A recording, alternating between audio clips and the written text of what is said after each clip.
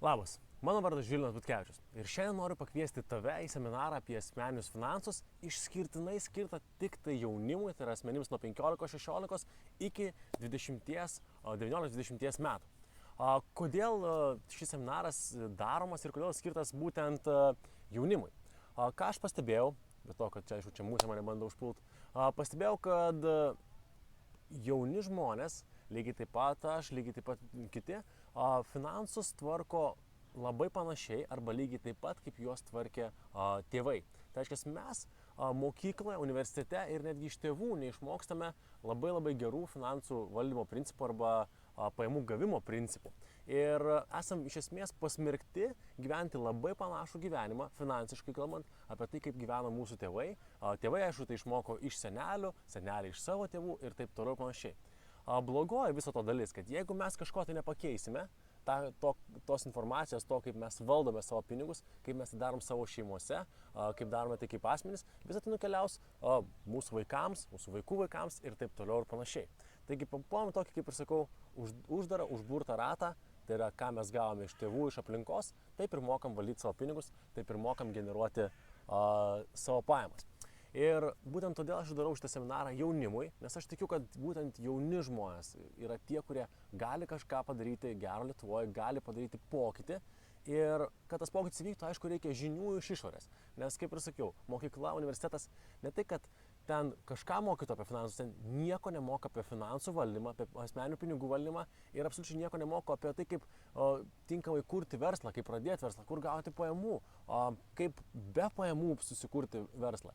Ir todėl vasario 9 dieną darau šitą seminarą, vėl kaip ir sakiau, jaunimui, būtent apie tai, kaip valdyti savo pinigus, kaip pradėti kurti papildomas pajamas, pasyvias pajamas, kaip galbūt pasidaryti pamatus savo pirmo verslo sukūrimui, pirmai verslo idėjai. Ir šitas seminaras, čia geroji dalis yra visiškai nemokamas. Darau tai grinai kaip socialinė akcija. Ir ką reikia padaryti, reikia užsiregistruoti, formą rasi po šio video, taip kad užsiregistruok. Tiesa, labai nuoširdžiai prašau, jeigu užsiregistruoji, prašau ateiti. Nes vėl ką aš pastebiu, daugybė žmonių užsiregistruoja į seminarus, ypač kai darai kažką tai nemokamą ir kažką tai gero nori padaryti. Ir tik tais dalis jų ateina.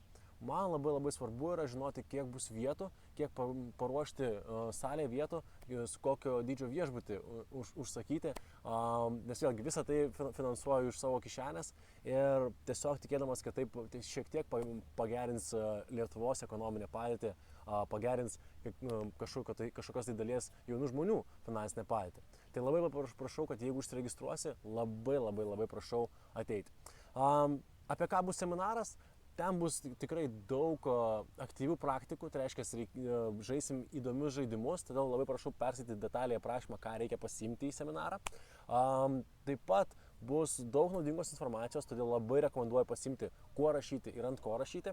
Tai, kaip sakau, tai bus praktika, žaidimai ir kartu ta informacija, ko tikrai negavote ir negausite mokyklose ir negausite universitetuose. Tai yra, kaip dėlioti biudžetus, kaip tvarkyti savo finansus, kaip generuoti pajamas, ypač ką daryti, jeigu esi labai jaunas, būtent tą amžiaus kategoriją, ką aš minėjau, nuo 15 iki 20 metų, kaip galima išnaudojant šiuolaikinės technologijas, šiuolaikinės internetus, YouTube'us, Facebook'us, kaip galima susikurti pajamų šaltinį, būnant Lietuvoje ir komunikuojant su visų pasauliu.